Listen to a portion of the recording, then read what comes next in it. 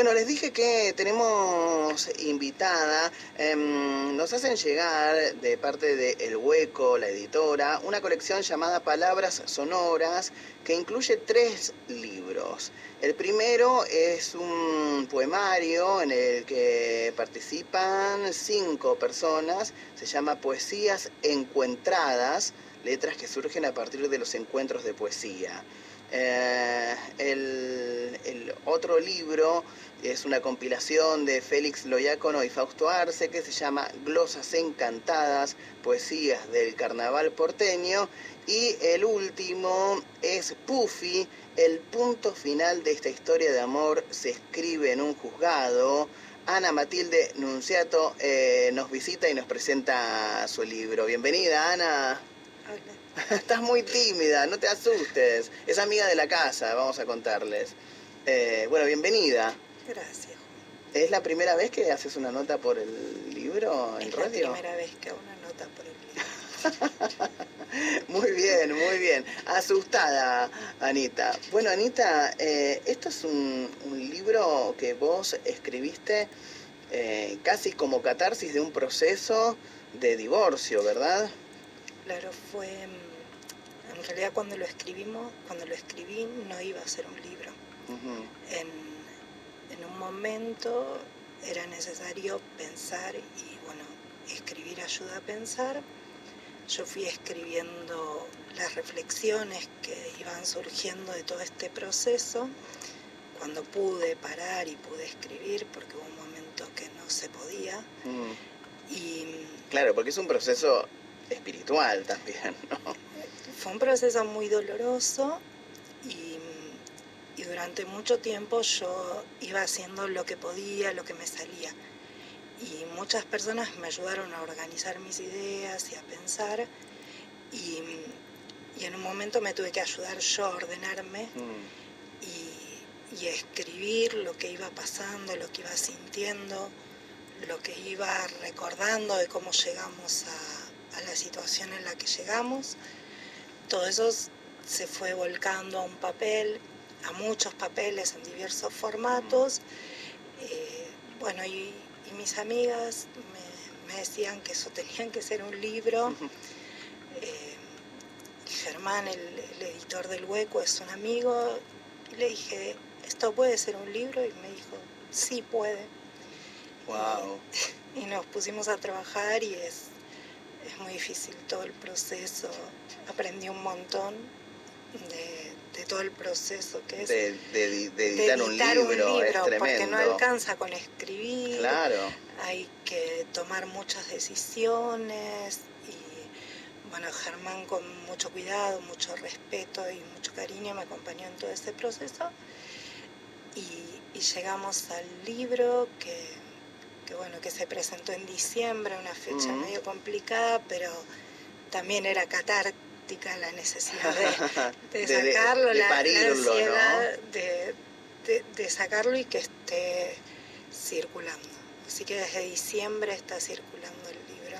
Qué bien, que se consigue, vamos a decirle que se consigue en elhueco.com.ar, allí ingresan a la página de esta editora y pueden comprar el libro, incluso toda la colección de elhueco.com.ar. Bueno, ¿y cómo fue, en principio, contar que tu divorcio no fue un divorcio más, sino que fue un divorcio conflictivo y escandaloso? Fue un divorcio, quizás fue un divorcio más, porque muchas veces no fue una cuestión única. No soy la única mujer que se divorcia en condiciones de mucha violencia simbólica. Y entonces, bueno, fueron como muchos años de mucho sufrimiento, de mucho silencio.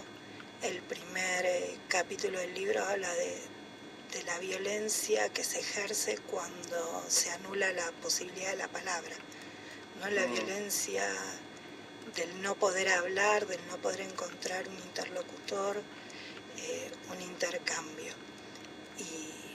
Y bueno, el libro va mezclando ese proceso personal de entender dónde uno está parado, para poder tomar decisiones, y va hablando del correlato que hay en un proceso judicial. Que, bueno, una persona que me quiere mucho me decía que lo único que le gustó del libro era que habla de... No creo que sea lo único, debe ser lo que Sí. más le gustó del No, libro. no. Te dijo lo único. Bueno, vos sabés cómo son las personas que me quieren a mí. Que le gustó mucho la diferencia que establecía entre lo que la justicia puede resolver y la justicia no puede resolver. Claro, porque eso te quería preguntar y me detengo antes de que avances. Cuando hablas de la violencia simbólica y del silencio, es muy difícil y es un conflicto muy personal y muy íntimo que uno tiene que resolver y que a veces las formaciones académicas no sirven. Digo, vos sos trabajadora social, has visto un montón de estas situaciones, estás especializada en infancias, ¿no? En infancias. Y digo, y vos te encontraste con tus 2 hijos en una situación así y también para vos fue complicada. Sí, porque, bueno, fue muy complicado el decir cómo no pude hacer algo antes, pero al mismo tiempo yo me doy cuenta que llegamos a esta situación extrema porque yo fui poniendo límites a cosas que yo veía que le hacían daño a mis hijos, que tenía que ver con esta formación y ver más allá de la violencia física, ¿no? Muchas veces dicen que las mujeres maltratadas reconocen el maltrato cuando ven un maltrato hacia sus niños. Esto es como muy habitual. Y ahí es como la punta del ovillo, ¿no? Es la punta del ovillo y es el punto donde uno dice basta. Cuando uno ve que el maltrato empieza a afectar a los hijos. Quizás yo fui diciendo basta muy chiquitos hasta que mis límites pequeñitos fueron decantando en una persona que tiene que decidir irse. ¿Sí? Claro. El divorcio no lo decidí yo lo venía pidiendo muchas veces en la intimidad y siempre era que era algo que nunca iba a pasar, incluso hasta 2 días antes de anunciarme el divorcio. Entonces siempre aparecen los chicos y es esto que es importante, no hay formación teórica y académica claro. que te permita visualizar lo que vos estás viviendo, porque las mujeres tenemos incorporada la necesidad de tener un marido. Esta necesidad que nos inculcaron por lo menos a las mujeres de mi generación, de que para ser necesitamos un hombre al lado, nos hace a veces ceder en muchas cosas en las que no estamos de acuerdo. Claro. Y cuando... y por suerte, y así espero que sean las últimas generaciones que pasan por esto. Digo, y todos conocemos a padres o abuelos que han permanecido juntos sin quererse y a veces, y en muchos casos, con un nivel de violencia simbólica muy grande, ¿no? Es tremendo. Perdón que te interrumpí, pero digo, esto, digo, el tener que ser, el deber ser, ¿no? El deber ser antes de las emociones, las sensaciones. Para mí, bueno, mirando las generaciones más jóvenes, yo ya tengo 50 años, tengo una sobrina, 22, y siempre hablamos esto, ¿no? Si se está en pareja, que sea por el deseo, por el respeto, por lo que la otra persona te brinda y lo que se construye de a dos, y no por la obligación de ser la esposa de alguien para ser. Claro, claro, claro. Y vos en paralelo ibas escribiendo un diario, ¿no? Sí, al mismo tiempo yo fui escribiendo un diario. Eran como 2 cosas que iban de la mano y bueno, elegimos algunos fragmentos del diario para incorporarlos. Elegimos los que no tienen golpes bajos ni cosas muy íntimas, porque como que no hace falta entrar a lo más hondo y a lo más oscuro para mostrar el dolor que significan ciertas cosas. Claro, claro. elegido. Y cuando viste el diario, el libro finalizado, yo el año pasado también edité un libro y cuando lo ves hecho realidad es muy fuerte. Lo que pasa que el mío es un manual de radio y el tuyo es un espejo. ¿Qué pasó cuando lo viste hecho realidad? Fue muy loco porque yo lo conocí en el momento, los minutos antes de la presentación. ¿El libro? El libro.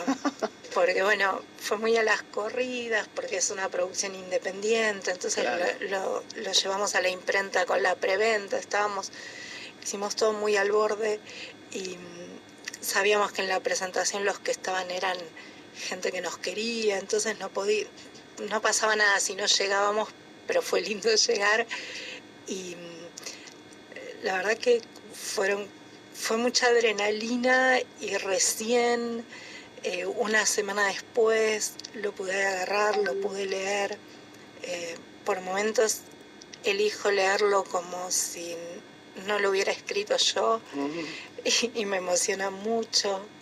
Un día se me ocurrió, obvio tengo un ejemplar para mí y dije, lo tengo que tener dedicado y está en mi biblioteca en la sección donde está la colección, que le tocó el estante de las poesías porque empezó con las poesías, pero sí, es muy impactante verlo, es decir, esto es lo que yo escribí en un momento de mucho dolor y hoy se puede compartir.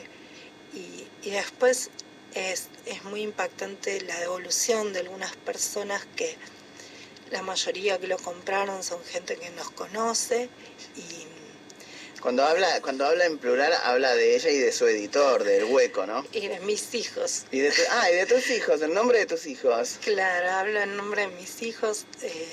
Sí, la verdad que ellos son como un motor. Tenemos conflictos porque son adolescentes normales, entonces todo lo que yo digo está mal, pero la verdad que el trabajo de madre, que también se habla en el libro, y la justicia en muchos espacios lo está retomando, que es un trabajo no remunerado.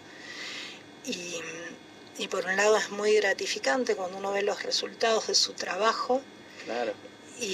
Y también a veces es muy agotador porque cuando uno está 24 horas, 7 días a la semana como un único adulto responsable para tomar decisiones desde qué se come hasta en qué deporte hace un adolescente, un chico.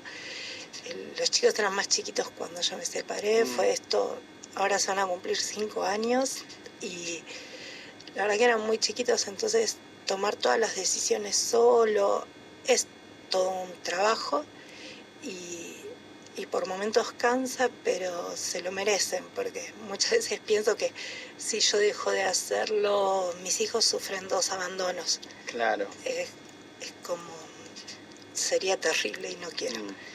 Pero bueno, si siempre el plural es por nosotros 3. ¿Y cuál fue la devolución más bonita que te han hecho? No, todas hablaban de como un testimonio necesario. La única persona que no conozco que me hizo una devolución dijo que le parecía muy importante, necesario y un testimonio valiente. Una trabajadora, creo que es trabajadora social también, que le llegó por una amiga colega. Y sí, todas las devoluciones hablan de eso. Gente que convivió con nosotros en esos momentos y que golpe me dice, nunca se te notó todo lo que estaba pasando. Sí, y entonces esto, ¿no? De cómo uno va construyéndose y nadie sabe lo que le está pasando al otro, porque una mamá que te encontrás en la puerta de una escuela, de un club, o gente con la que tenés un mínimo contacto laboral, no sabe todo lo que vos estás atravesando. Claro. Y también es bueno que uno entonces tampoco sabe todo lo que está atravesando el otro. Y la fuerza que una mujer le pone a toda esa situación, porque toda esa situación el silencio hay que sostenerlo, la violencia hay que sostenerla, hay que seguir yendo a trabajar todos los días, hay que, digamos, convivir en una sociedad con todo eso sin contarlo, ¿no? Sí, es una fuerza. Con una amiga hablamos siempre de una fuerza que uno quisiera no tener, ¿no? Claro. Si a uno siempre están los libros de autoayuda en los que yo no creo, dicen que uno tiene que elegir sus batallas. Claro. Pero hay veces que hay batallas que no puedes elegir, que no te queda otra que darlas, porque es eso o te pasan por arriba. Entonces, claro. Sí, la fuerza está y la fuerza no está nunca en una persona sola, por eso tampoco creo en la autoayuda. También en el libro está el tema del acompañamiento de la familia, mis hermanos que son mi pilar, mi mamá que ya no está, y el marido de mi mamá, mi papá Finn, que es mi papá hace 40 años, así que 41, que vive con nosotros, y mi abogada, que es espectacular, todo el laburo que hizo, los límites que me puso a mis ansiedades y a mis miedos, y mi psicóloga Celes, que me acompañó en todo este proceso, confiando mucho en mí, todo. Ella escribió el epílogo, yo lo leo y lloro. Qué bien. Estamos hablando con Ana Nunziato, vino a presentar su libro Puffy. Se llama Puffy porque es punto final. El punto final de esta historia de amor se escribió en un juzgado. Salió en diciembre y se puede conseguir a través de elhueco.com.ar. Ana, ¿estás más tranquila que cuando empezó el programa? No, todavía no. ¿Sabes qué voy a hacer? Te voy a poner música para que respires un poco y después seguimos charlando. Dale. Estamos en Radiodifusión Argentina al Exterior con invitada en piso. Está Ana Nunziato presentando Puffy, el punto final de esta historia de amor. Se escribió en un juzgado. Y en la página 37... que es firmada por Ana Matilde Nunziato, justamente la autora, mamá de Eduardo y Torcuato, sobreviviente a años de silencio, dice. El texto, que entiendo que es parte de tu diario. Es parte del diario. Del 28 de septiembre de 2022, dice: el proceso invisible. Muchas veces preguntan, ¿por qué no denuncian? ¿Por qué no reclaman judicialmente? ¿Por qué no recurren a la justicia? La respuesta es sencilla, porque la justicia no es justa, porque el proceso judicial te obliga y te expone una y otra vez a vivir y revivir los maltratos, porque cuando querés descansar, programar, seguir adelante, surge una nueva audiencia, un nuevo paso, una nueva entrevista, una nueva notificación, porque la sensación es que hasta el infinito vas a tener que volver a enfrentarte a lo que te causó daño. Este texto es parte de tu diario que escribiste en el proceso de tu divorcio y que inicia los procesos los fragmentos de lo escrito en tu diario inician cada uno de los capítulos, ¿verdad? Cada uno de los capítulos empieza con el diario, porque bueno, era todo muy desordenado, también la escritura. Entonces hay escrituras que fueron en paralelo. O sea, claro, vos escribiste 2 veces, escribiste en tu diario y escribiste el libro. 3, porque también tengo escritas cartas que no las pusimos. La última está puesta en el libro, pero hay cartas, diario y el texto en sí. Sí, mucha canalización. Mucho sacar afuera. Claro, claro. Así que... el prólogo está escrito por amigas tuyas, ¿no? Sí, por Bea y Vivi, 2 trabajadoras sociales que me enseñaron mucho de la profesión y además fueron mis amigas.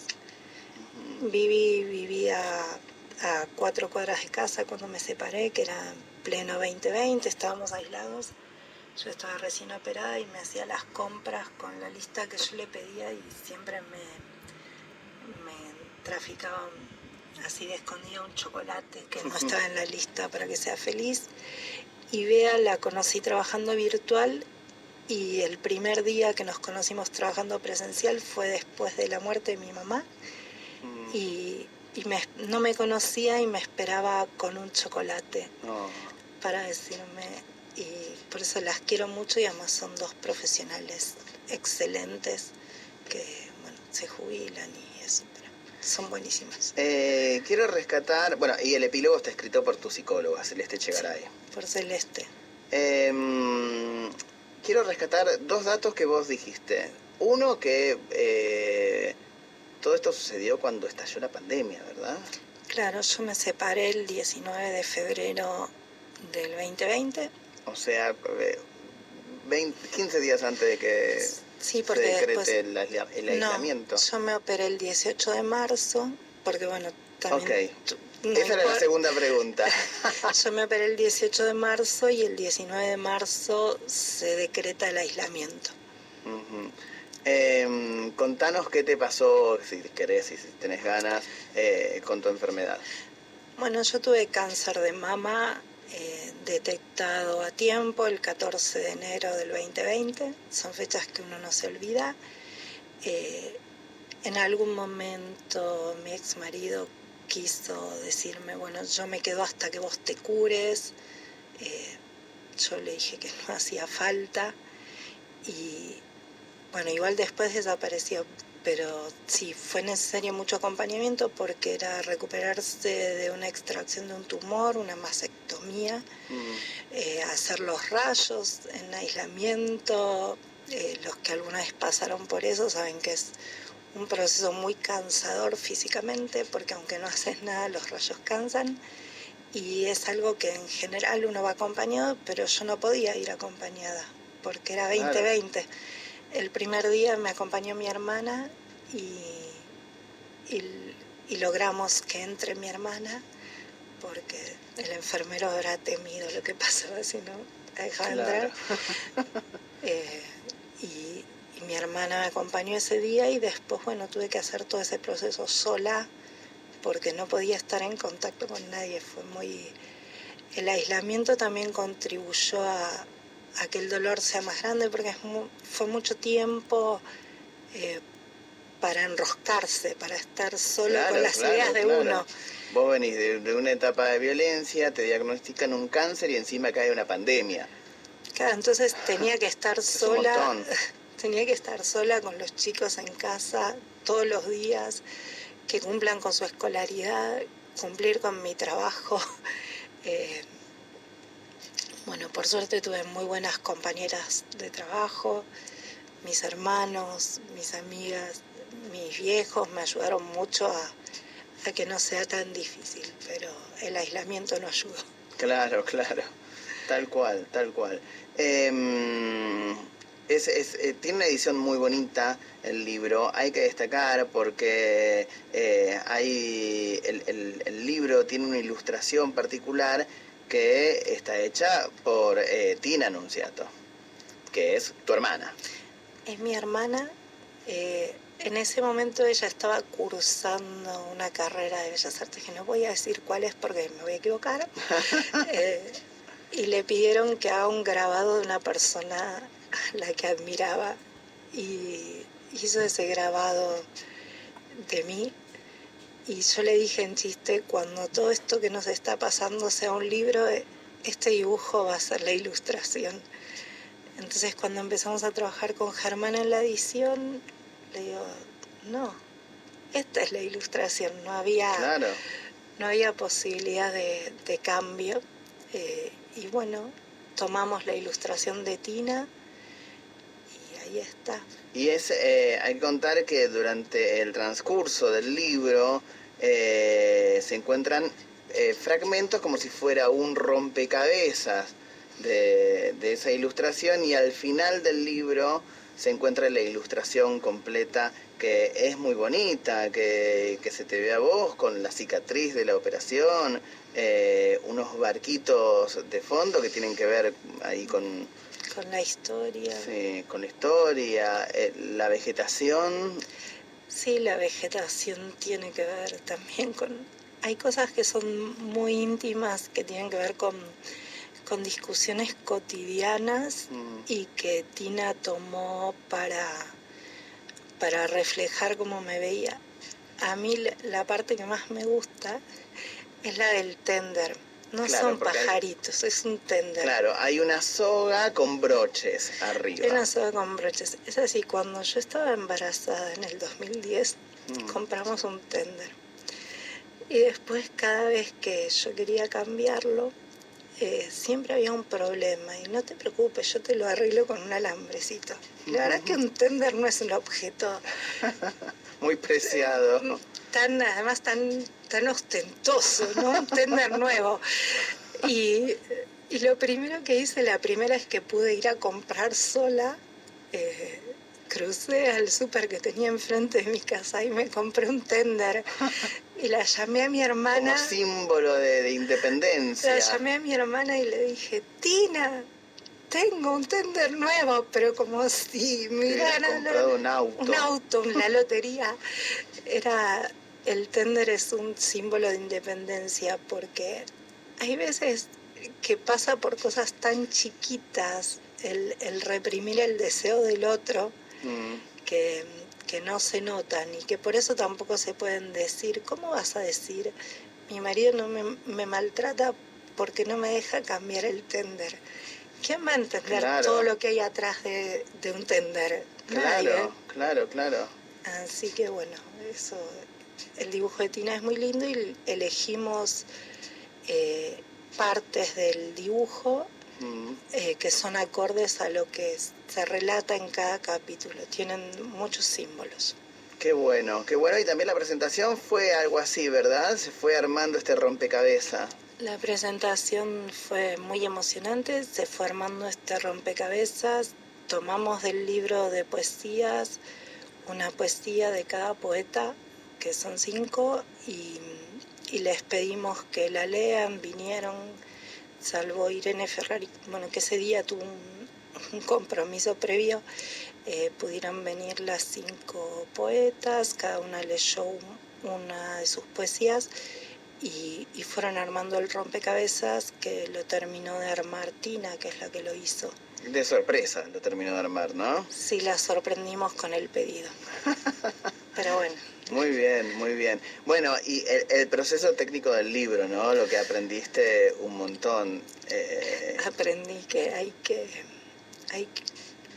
corregir 80 veces. Aprendí que hay que mirar de una forma, de otra forma, que hay que decidir páginas pares, impares, que hay formatos para las imágenes. Es todo un mundo. Los lomos, ¿verdad? Sí, igual. Las solapas, si con solapas y sin solapas, y claro, laqueado, ¿no? Igual el tema del diseño, había cosas que ya estaban previas porque ya están previstas para la colección, claro, que creo que va a ser de 6 libros, pero que ya están definidos los colores y todo eso, y hay cosas que ya están definidas por la colección en sí, pero después hay un montón de decisiones que hay que ir tomando y que bueno, en muchas yo le decía a Germán, bueno, no me preguntes eso, yo ya escribí, no tengo idea. Y es muy loco porque él me quería enseñar, porque a la vez de que quiere hacer el libro, quiere compartir lo que él sabe del mundo editorial, y yo bueno, tengo 3 trabajos, 2 pibes, hago un montón de cosas, no puedo pensar esto, pero bueno. Sí, aprendimos. Hay que nombrar al editor, que es Germán Delgado, el editor de El Hueco Editora. El arte y diseño es de Laila Villalobos, que también me dijiste es muy buena, me dijiste fuera de aire, me hablaste maravillas de ella.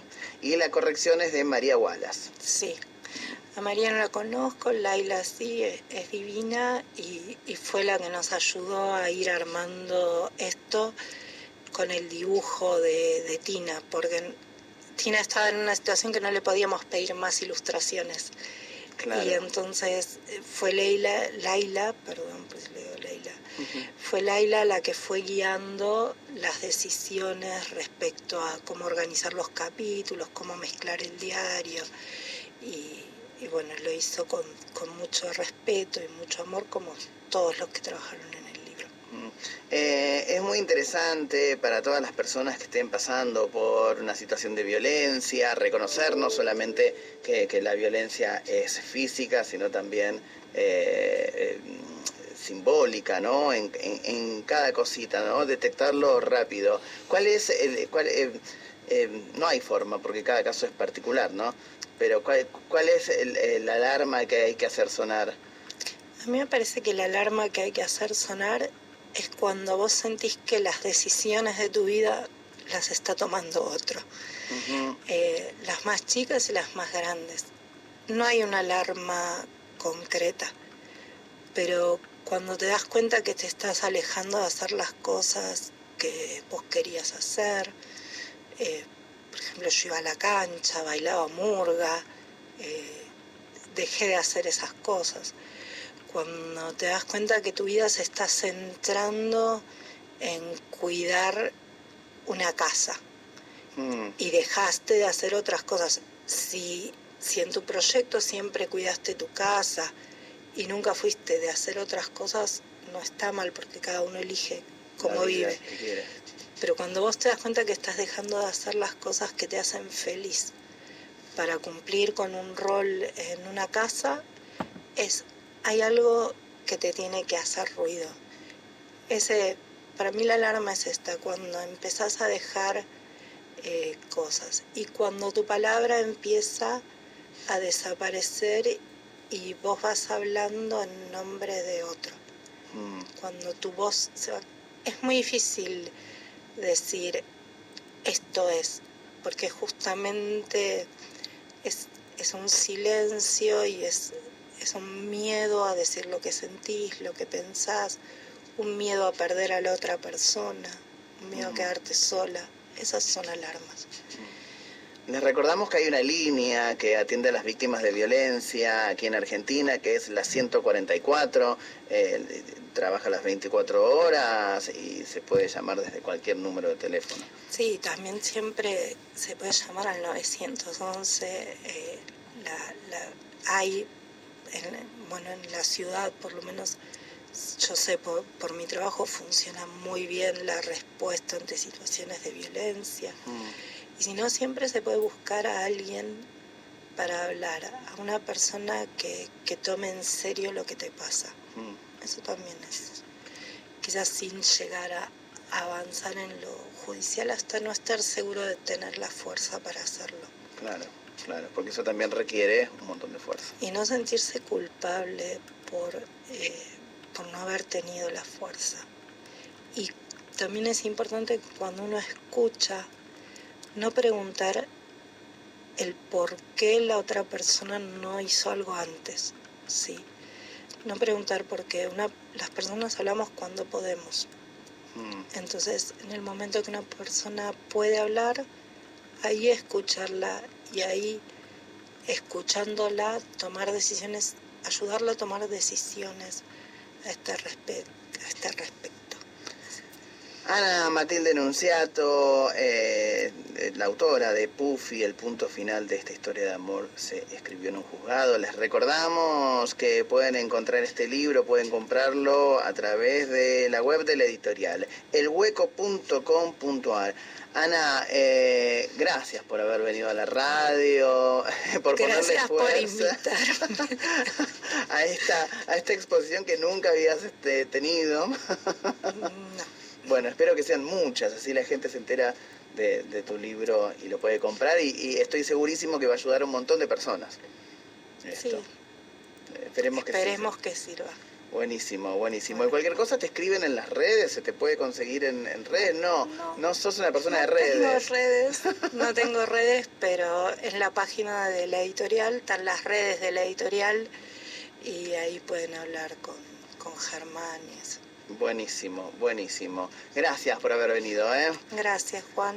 Ana Nunziato, en Radiodifusión Argentina al Exterior.